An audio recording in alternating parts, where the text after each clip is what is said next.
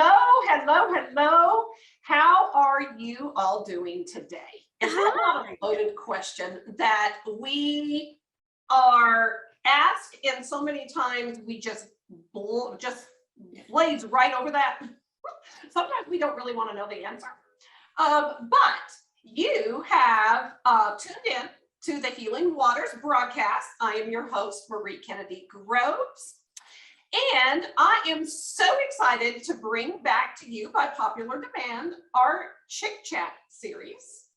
And today we get to have conversation with a very longtime friend of mine who I adore, by the name of Kim Baker.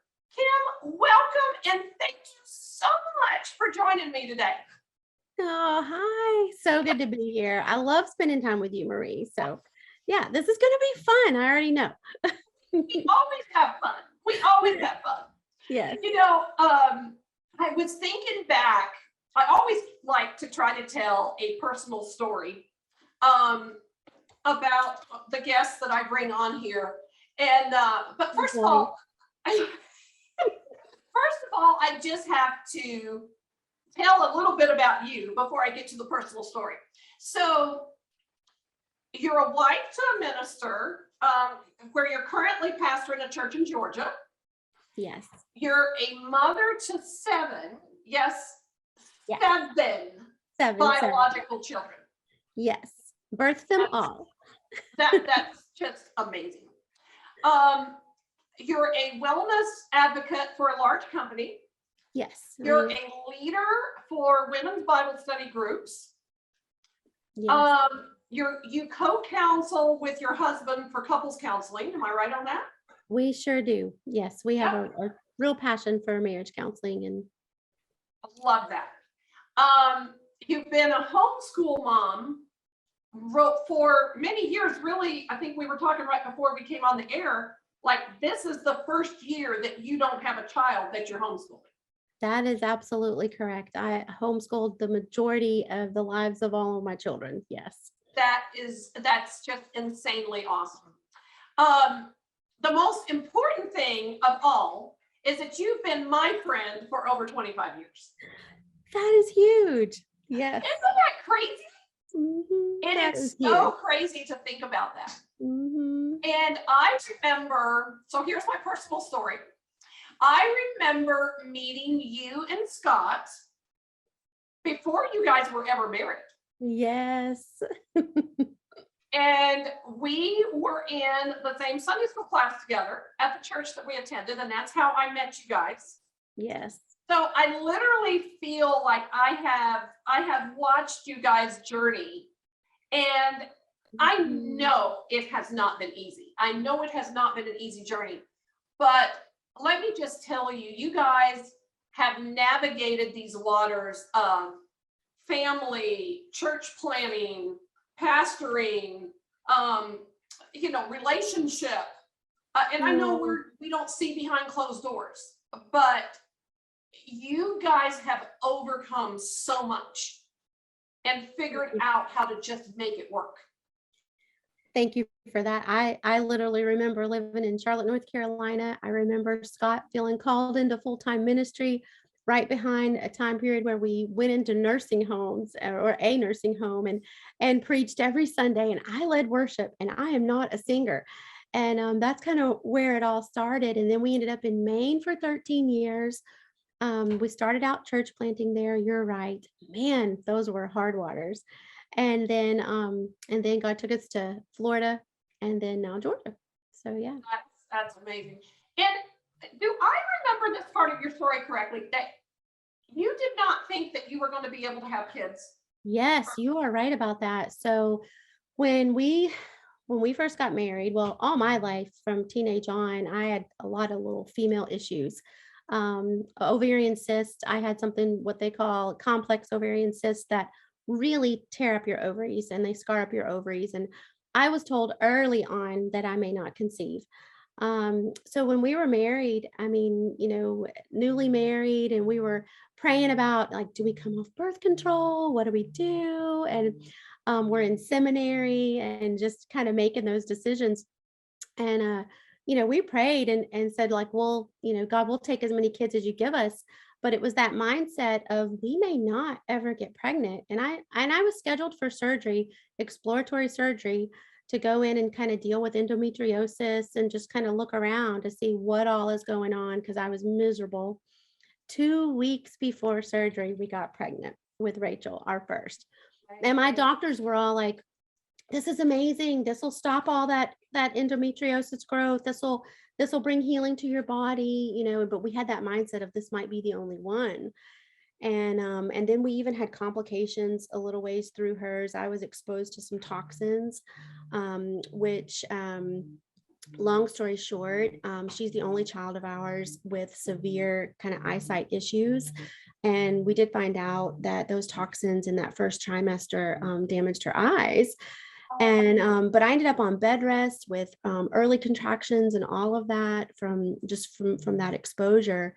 And long story short, though, once she was born and I was, nursing, I was breastfeeding, it was just this wonderful experience. Brand new mom, had no idea what I was doing. As soon as she began to wean, we got pregnant. Next kid, soon as they weaned, we got pregnant. I was literally pregnant or breastfeeding for 14 years. And my body never had that opportunity to go into any other stage. So it was amazing. It really was amazing. Wow. Yeah, I remember you always do the cutest Christmas card pictures. And I remember you sending me a Christmas card one year of all, I think you guys were up in Maine at the time, but you were all lined up on the couch. Yeah. And I don't know if you remember me saying this to you, but I said, I don't know if you're aware, but there's no more couch. So I don't know what, I don't know what you're going to do if you have any more, because there's no more couch to sit them on. I know, and it feels that way right now. Teens start inviting their friends over, and there's really nowhere else to sit in our house already. Oh my gosh, Our dinner table feels like that. That is too funny. So I have a lot of questions just around. Okay, I have two, and just the amount of different personalities and navigating those waters with two. I try to wrap my head around 9 different personalities in the house, and how you navigate that, and stay sane. I would love to ask you, what are some things that you've learned? Because I'm sure that this has been a trial and error. But what are some things that you've learned that has worked for your family to keep everything out of chaos and confusion? Well, so first of all, we have a family calendar, and I mean a shared calendar, and communication has to be there. And even when we counsel couples in marriage, a lot of people think it's finances or even parenting or things like that most divide couples. No, it's communication. Literally is what we have found. It's communication has got to be essential. We over communicate in our family. I know we do. I'm an over communicator, but it works for us. Literally over communicating everything. Everyone knows, what each person has got going on.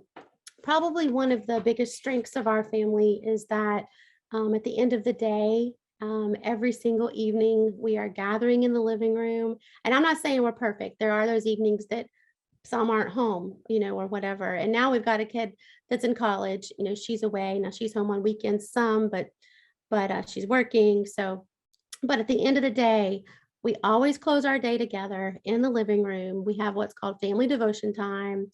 We do read a little scripture, but it's a lot of talking. And it's that time to kind of just download whatever somebody is going through. If they have courage to talk about it, they start talking. That gets the next person talking. That gets the next person talking. Some of those evenings, some of them may last 20, 25 minutes. Others may be an hour and a half. We try not to go to bed with anything heavy going on in the house that we haven't really discussed and talked about. And you're right, with different personalities. I mean, there are some kids that carry things a lot harder than others. There's some that don't really carry much stress at all. There are others who carry the weight of the world because they're a perfectionist. And when you see all of that in your house, I mean, you do have to get to know each kid, and you have to know what makes them tick, and what reaches them. And it is different. I mean, it's different in a marriage too. Yeah, So that's true. I totally agree with that. Has there been, let me put it this way, has there been any tools that you found helpful to try to figure out the different personality traits and what they respond to best, that you would recommend for somebody that goes, oh my gosh, I don't even know where to start in this? that's a good question. I'm gonna say, just kind of organically speaking, spending time with the kid, having a date with the child, the individual child. My husband is really good with that. He'll have breakfast with one child in the morning, on a Saturday. Next Saturday, take another one. I tend to do mine a little differently with car rides, or, when you find yourself taking them somewhere, you've got an hour-long trip to a tournament, whatever, but really keep that focused conversation. Put the electronics away. Same with dinner time. Put the electronics away, have conversation. In my opinion, it comes back to communication. If you are a good listener and have learned the art of asking questions that don't require a yes or no answer, how was school today? Fine. Not the best question. But if you'll say, tell me your high today. Tell me your high and your low today at school. Well, what does that mean? Well, tell me the best thing that happened to you today. Then you get them talking. Well, what was the worst thing that happened to you today? Then you really get them talking, and you find out something that might need to be addressed. Um, but I don't know. I'm just kind of a believer of really asking good questions and being a good listener. Now, there is a book out there, called Five Love Languages. I'm probably going to brutalize that, but it's about it's about love languages, the five love languages. That is a great resource that can kind of let you know what makes, that child's, what is their love language, whether their love language is gifts, or touch, or time, or words of affirmation.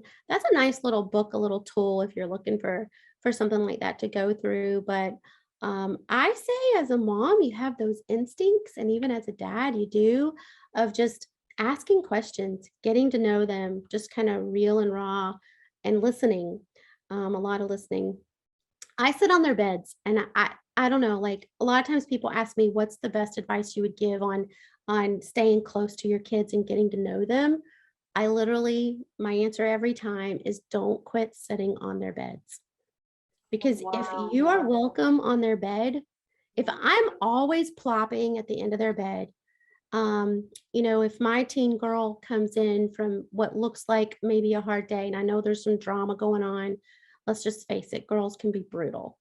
And there's drama going on. I go plop on her bed. She can't get away from me. Right. And I'm like, what's going on? And then I might not get much, but then I just start chit-chatting, and just warmly chit-chatting, asking questions. How did the weekend go? What's going on? Are there issues? Always sit on the bed. My son gets home from a date. I'm on the end of the bed wanting to know, how did everything go? Where did y'all go? What did you do? I'm always sitting on their bed. So now, That dad is didn't. awesome. Yeah. I love that. I absolutely love that because there is something very intimate Yeah. and connected about just being in the bedroom and on the bed. It's like a safe I'm place. telling you. It is a safe place for them, and it's kind of like, now I don't feel like I intrude. I think at this point they expect mom to sit on Right. their bed. If you And don't show up, they're like, where's mom? Where's mom? yeah, and I think it has to start when they're a child. I mean, really everything about that whole the teenage years that you're going to navigate, and all the kids. I mean, it literally starts, very, very young, um, being very I, intentional when they're 2 years old. oh my And gosh, that's some mm, amazing advice. Absolutely amazing advice. Okay, so I have so much more that I want to talk to you about around all of that and okay, marriage and all of the stuff. But we need to take a short commercial break and we will be right back for our listening audience. If you find value in what you hear on this broadcast and all the others on WYTV7, we invite you to go and hit the donate button and donate any amount. Keeps broadcasts like this on the air. And we are here to spread hope, to give you some laughter, to lighten your load and lock arms with you and tell you it is possible. Whatever you are going through, it is possible and you are not alone. So we will be right back to get more incredible nuggets from Kim Baker right after this. You're invited to the Smart Strategies for a Slim Body Masterclass hosted by Integrative Healing Arts and Simply Fit. Throughout the demonstrated masterclass, you'll learn healthy habits that will slim you down, like making time for exercise and finding a quiet place for meditating. Throughout the masterclass, you'll learn about acupuncture and sleep, as well as balanced meals and responsible snacking. For more information about the May 21st masterclass, just click the registration link that you see on the screen. And we are back, and we are here with my longtime friend, Kim Baker. And I know that I tell you this all of the time. When I started doing the segment of Chic Chat, I told you that I have intentionally surrounded myself with some of the most amazing friends on planet Earth. That's what I believe. And I remember the day I was driving down the road and I was thinking about the amazing friends in my life. And I had just had a conversation with a coaching client about their struggle with their friend circle. And I remember talking to them about being so intentional about who you surround yourself with. And I got to thinking about what an amazing circle that I have.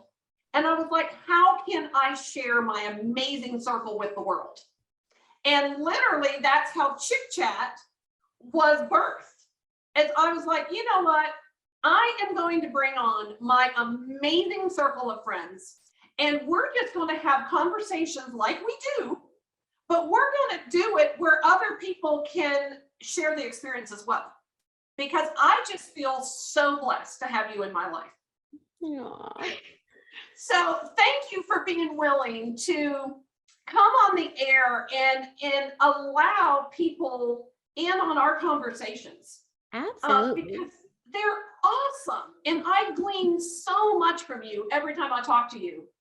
And I just want the world to be able to see the amazing Kim Baker and glean some amazing nuggets from you.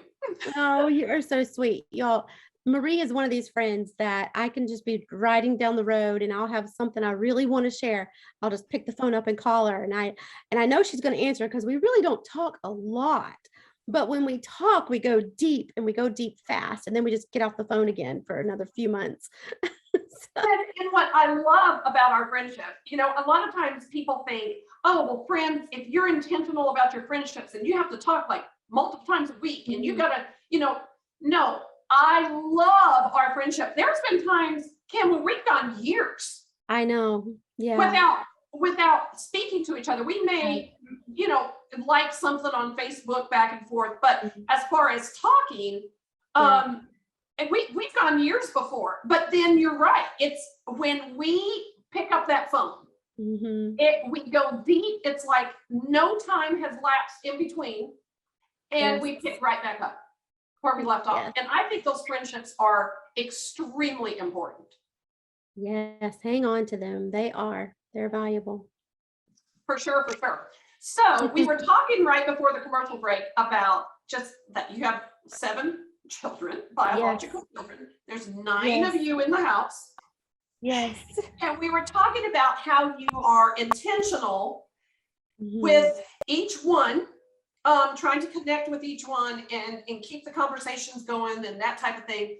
I'm gonna go a little bit different direction.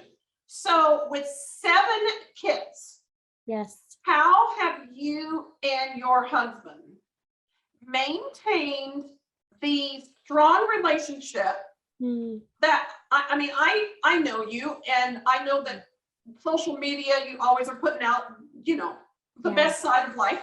sure, sure.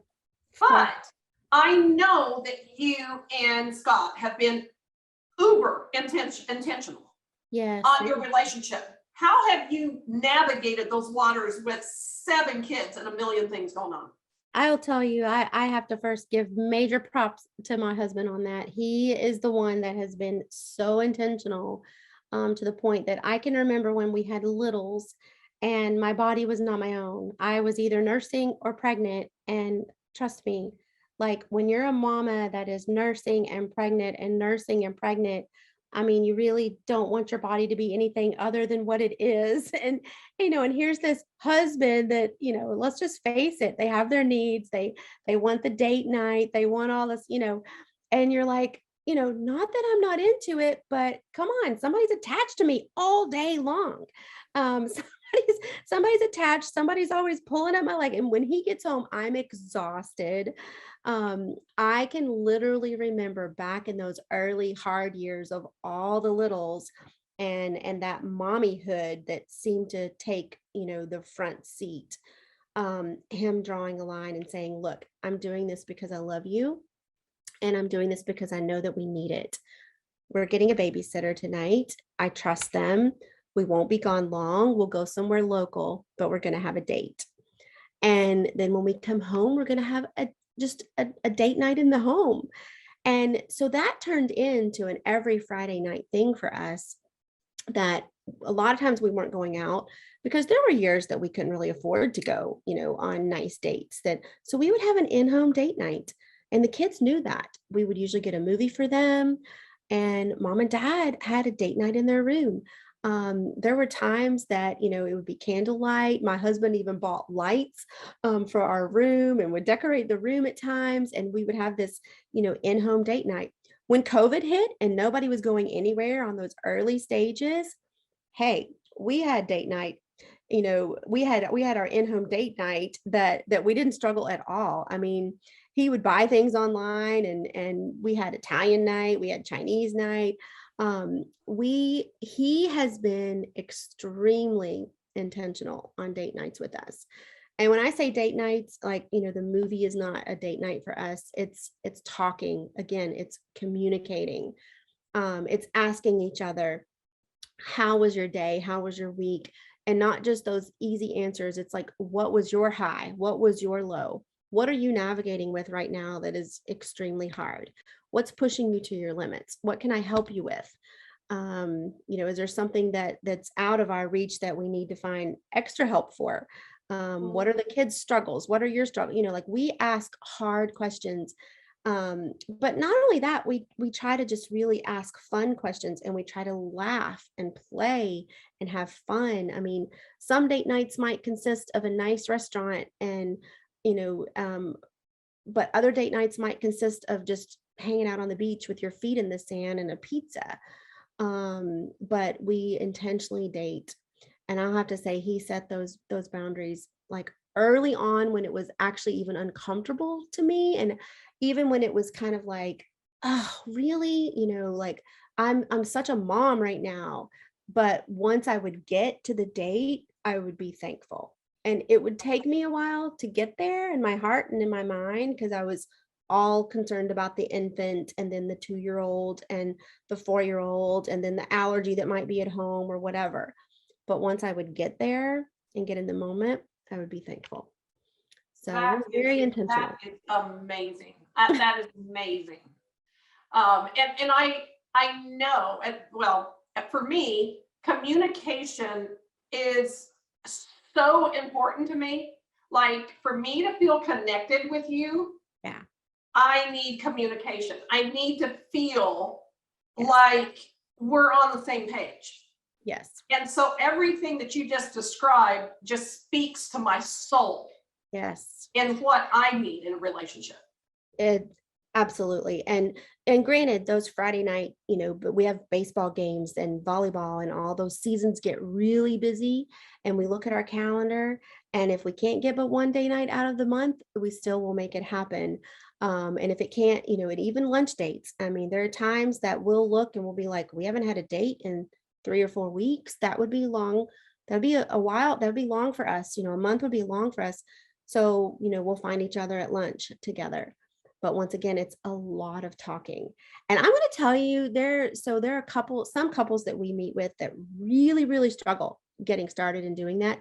Guys, there are apps out there. Now you got to watch yourself, because some of them some of them are pretty colorful apps that will have some fun games in there too. So, but some of them are really good.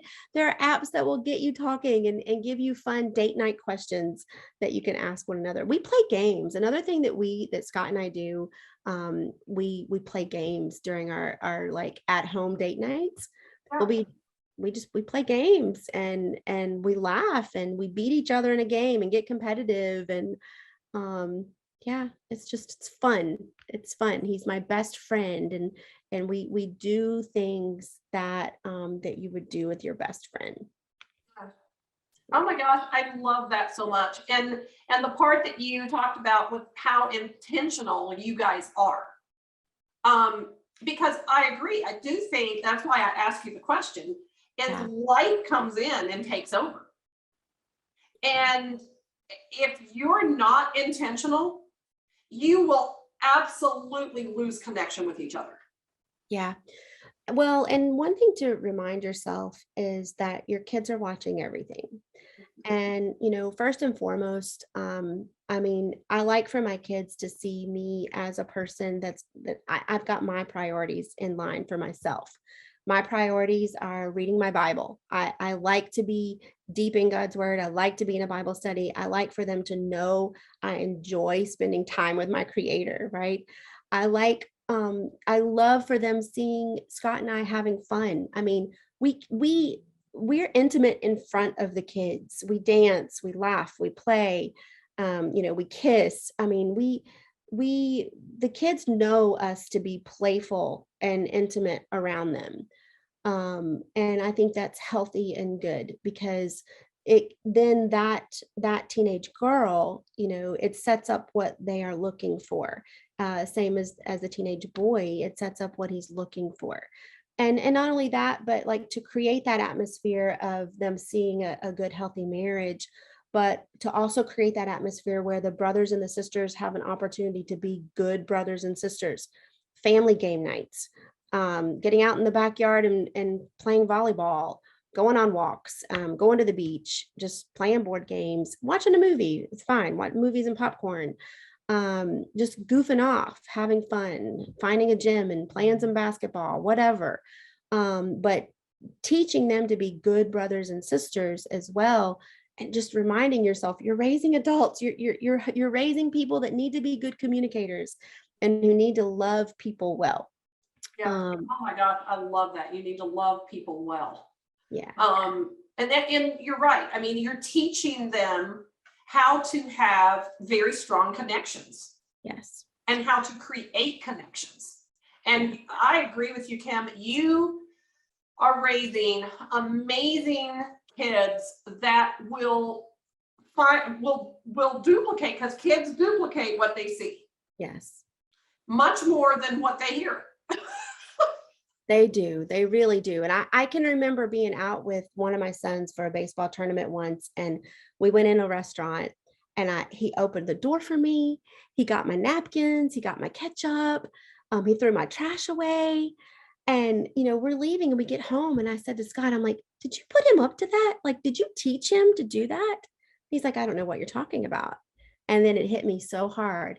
He has watched you all your life. Like he watches Scott treat me this way. Scott serves me. I mean, he serves me so well.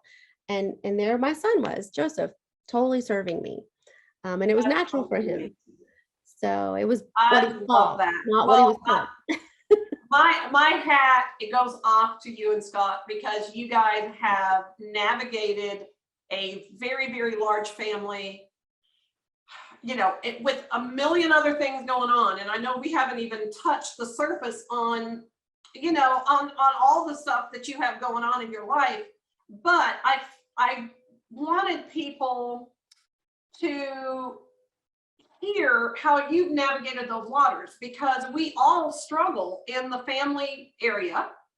And if you're married, trying to hold that relationship tight, I mean, there's just so much. And I know you and Scott have done that so well. And I just wanted our listening audience to be able to get a little bit of a glimpse of how intentional you guys have been and some of the tools that you've used, because you have helped me so much in so many ways with how you have raised your kids, the things that have worked, and you and I have talked about that. So real quick, I know our time is coming to a close, and I feel like we could talk for the next 2 hours and not come up for air. So, but real quick, the theme for WYTV7 this year is we're trying. And the question that I have for you is, what is the thing that you're trying to accomplish or overcome or succeed this year? Or maybe it's a goal. Oh, I know that's off the cuff. So I would say right now, I'm trying to balance the new season. I'm turning 50 this month. I will be 50 on the 20th. I'm trying to find my place as my kids, some are moving out. I've got one going to med school. I've got one teaching preschool. I'm in a new stage, and I'm trying to find my place and still keep us all super connected.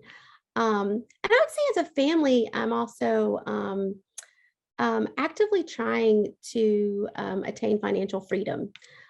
Time freedom is important to us, time freedom, and not to be in any kind of financial bondage, because that interferes with time freedom. So yeah. Oh my gosh, I love all of that. Absolutely love all of that. So let me ask you, if people would like to connect with you, whether it's maybe for couples counseling, or maybe that just you really resonated with them and maybe they would like to reach out and glean some more knowledge from you, how can they find you, or how can they connect with you? Oh, wow. If you want to do email, bakersforjesus@gmail.com. So just bakers, the number 4, Jesus@gmail.com. You can find me on social media. I'm always up for connecting. It's Kim Cahal, Cahal Baker. I think I'll be the only Kim Cahal Baker. But yeah, totally. Oh my gosh, that is awesome. Thank you so much for joining me today on this Chic Chat. This has been absolutely amazing. It was fun. And if you're open to it, maybe we could do this again and broach some more subjects down the road. Sounds good. Sounds fun. All right. And I am your host, Marie Kennedy Groves. You can connect with me at Marie Kennedy Groves on Facebook. You can connect with me on Instagram at World Changer Forever, or email me at mariegroves@healingwaters.info. Thank you all so much, and we will see you next week.